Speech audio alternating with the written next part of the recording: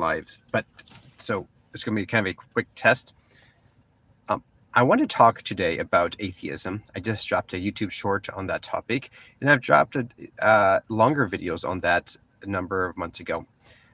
And I think it's an interesting topic because atheism promotes itself as being like very intellectual and promotes itself as having the answers. However, I don't think atheism in general and materialistic mindset can explain the real world. For example, oftentimes you ask like very simple questions like, explain to me, give me a good response why a godless world makes much more sense than a world that contains God. And people respond back like, oh, that doesn't make sense. That argument doesn't make sense. I don't want to answer that. Only the Christian has to answer. Only the theist has to answer. Atheists don't have to give response to that question. Or when you ask a question like, okay, tell me how that give me a naturalistic, solid, evidential naturalistic explanation that actually is cogent and makes sense for the origin of life. And there's really no answer. The only answer that's given is, we will find it out sometime. Maybe not now, but eventually we will find some sort of answer for the origin of life. So I don't think that really works. So I don't really think that holds up under tough scrutiny. So that's another one. Also, I think that there's good reasons to believe that there is some sort of being outside of the universe. For number one, think of the biblical record of, let's say, we think about the topics of, let's say, prophecy. The prophecies of Jesus from Isaiah, or even the picture prophecies of the Old Testament, such as the Moses and Joshua prophecy, the picture prophecy of Jesus and the Old Law. We can think about Joshua. That's a picture of Jesus. We can think about the snake in the wilderness. We can think about Isaac being sacrificed on the altar. These types of big picture prophecies really do seem to point to Jesus. And these happened thousands of years before Jesus came on earth as a baby. Not only that is that there really are other prophecies that literally describe Jesus in great detail, such as the great prophecies in Isaiah and other places. So that's another line. But Christianity can explain not only the origin of life really well, but also explains these prophecies. Another line of reasoning, too, I think is really important, is near-death experiences. Now, it's not just near-death experiences that seem to give good reasons for God's existence, or at least not so much God's existence, but at least the belief of that there is something more than the physical.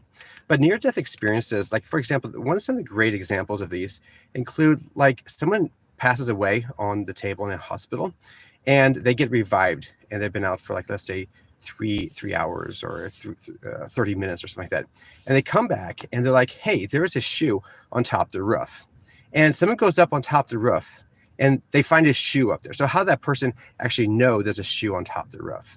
So I think that's another item that seems to really point to the evidence that there is something beyond the universe, physical universe, that is. So now we talked about the origin of life. We talked about information within the cell. We talked about molecular machines.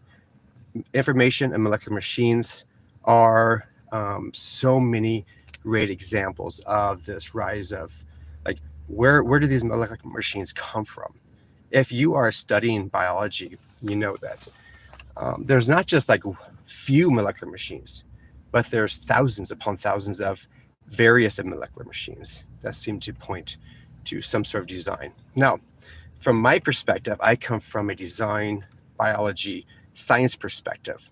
So that's my background. And when I'm watching the machines within the cell, I know how machines are designed. I design them every day. I design machines every day. And I'm a biologist as well. And I know that the hard work and the amount of emotional and intelligence it takes to create a machine. And not only to create a machine, but to create a machine that works well. There might be just even one or two little things you mess up on a machine. So let's say you take a vehicle. These are something that we all are familiar with, your car. You can have a car, you design it, it's designed, and you're like, okay, how's it working? It works really well. Okay, great. But what if one little part of it breaks, or one little part of it messes up. For example, let's say you're driving down the road, and let's say some little block of metal comes in and hits some sort of moving part within the moving, like let's say the transmission or something like that. Let's say gear brakes. Well, that tiny little piece of metal can wreck your whole vehicle. This is so true in the world of design. Just one little mistake happens, or something's broken, and it destroys the machine.